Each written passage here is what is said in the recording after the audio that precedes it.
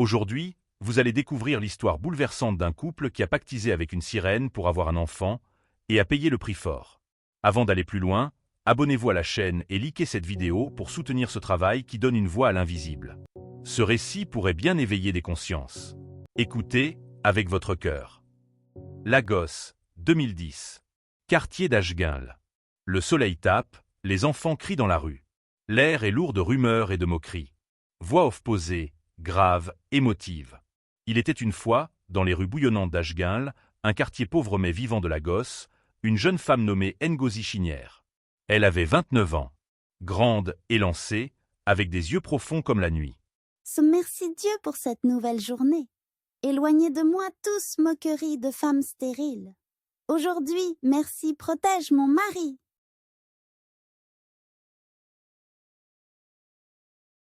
Belle a coupé le souffle, mais marquée d'un vide, celui d'un ventre toujours vide. Marié depuis 7 ans à Babatunde Okoro, un commerçant de 42 ans, plus réservé, plus spirituel, le couple vivait dans un amour sincère, mais stérile. Chaque mois, les règles revenaient. Chaque prière semblait vaine. Et bientôt, la rumeur s'était installée. On entend en fond une voix d'enfant qui chante avec moquerie. Ngozi ne peut pas enfanter, même les pierres ont des bébés. Les voisins riaient, la famille se détournait, les enfants chantaient. La honte collait à leur peau. Alors, dans le silence de leur nuit, Ngozi pleurait. Babatunde priait. Mais rien ne venait. Jusqu'au jour où la vieille tante de Babatunde leur parla, d'un lac sacré dans son village natal, à la frontière du delta et du fleuve Niger. Village d'Otoro. Bord d'un lac au crépuscule. Les grillons chantent. L'eau est calme, menaçante. Ils ont quitté Lagos sans prévenir personne. Après 8 heures de route, ils arrivent au village d'Otoro. Là-bas, le silence est roi, et les histoires de l'eau circulent entre les anciens comme des prières païennes. C'est là que Mami Wata habite, dit la tante. Mais faites attention. Elle donne, mais elle prend aussi. Ngozi et Babatunde s'agenouillent au bord du lac. Ils prient. Ils pleurent.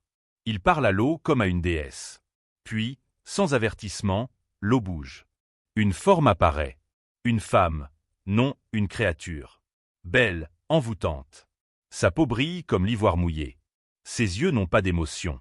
Elle parle d'une voix douce et tranchante comme le verre. Vous voulez un enfant? Je peux vous en donner un. Mais chaque mois, à la pleine lune, un bœuf. Pas un de moins. Elle leur tend une petite fiole de poudre blanche. Mélangez-la à votre boisson, ensemble. Et préparez-vous. La créature disparaît dans un tourbillon d'eau. Le silence revient. Ngozi tremble. Babatunde reste figé. Il rentre à Lagos. Et 3 semaines plus tard, Ngozi vomit. Un test de grossesse confirme, elle est enceinte. L'enfant naît. Une fille. Il l'appelle Agosu Ayele, un prénom inspiré par un rêve de Ngozi. La fillette est surnaturellement belle. Peau dorée, yeux ambrés, cheveux bouclés comme les vagues du fleuve. À peine à 2 ans, on la filme dans les rues, les gens la prennent pour une déesse. Les voisins qui se moquaient viennent maintenant offrir des cadeaux. La vie change. L'argent circule. Le commerce de Babatunde prospère. Ngozi ouvre une boutique de tissus. Mais la condition de Mami Wata demeure. Chaque mois, un bœuf. Ils respectent, ils offrent. Pendant 3 ans. Puis, les temps deviennent durs. L'argent diminue. Un mois passe sans sacrifice. Puis 2. Ils n'en parlent à personne. Ils n'y retournent pas. Et surtout, ils ne s'excusent pas.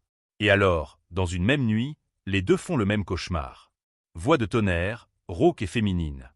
Vous avez osé me trahir? 3 jours. Je vous laisse 3 jours pour me revenir. Ils se réveillent en sueur. L'un à côté de l'autre. Terrifiés. Mais, ils n'ont plus rien à donner. 3 jours passent. Le matin du 4e. Agosu Ayele ne se réveille pas. Elle est froide. Sans vie. Ngozi hurle. Babatunde court dehors, tombe dans la rue, un taxi le percute violemment. Il survit, mais sa jambe gauche ne marche plus jamais. Ngozi, elle, tombe dans une fièvre étrange.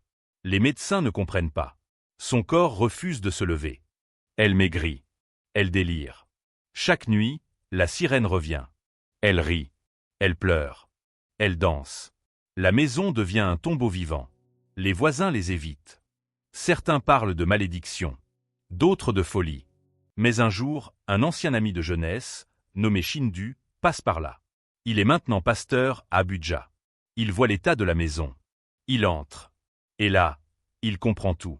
Après des heures de confession, il dit une seule phrase. Il y a une puissance au-dessus de Mami Wata. Son nom, c'est Jésus. Pendant 21 jours, il prie. Il jeûne. Il hurle. Mami Wata revient. Elle attaque. Elle résiste. Elle frappe dans leurs rêves. Mais Shindu est là. Et surtout, la foi renaît. Un matin, Ngozi se lève. Pour la première fois en 2 ans. Babatunde jette la canne. Il crie. Il pleure. La paix revient. Il témoigne à l'église. Il brûle les restes de la poudre. Il quitte Lagos pour repartir de zéro. Et quelques mois plus tard, Ngozi est enceinte à nouveau. Des triplés. 3 garçons. Emeka, Ibuma et Ikele. Ils avaient voulu forcer la vie. Mais la vie avait un prix. Aujourd'hui, ils vivent non plus sous un pacte, mais sous une promesse. Une promesse éternelle. Quand la souffrance nous pousse à chercher des raccourcis, on oublie que tout don qui ne vient pas de Dieu cache une dette invisible. Mami Wata a donné un enfant, mais c'était un prêt, pas un miracle. Dans la vie, tout ce qui brille n'est pas toujours une bénédiction. Apprends à attendre le temps de Dieu, car lui seul donne sans reprendre et bénit sans condition. Si ce cri d'âme vous a touché, n'hésitez pas. Index revers pointant vers la droite blanc, likez cette vidéo. Index revers pointant vers la droite blanc, abonnez-vous à la chaîne Les Cris de l'âme de Jofkay. Index revers pointant vers la droite blanc et partagez ce témoignage autour de vous. Sur WhatsApp, Facebook, partout. Quelqu'un a besoin de l'entendre. Quelqu'un vit peut-être ce pacte en silence. Écrivez en commentaire « Je choisis la lumière » si vous refusez les raccourcis sombres dans votre vie. Ensemble, faisons résonner les cris des âmes jusqu'à la délivrance.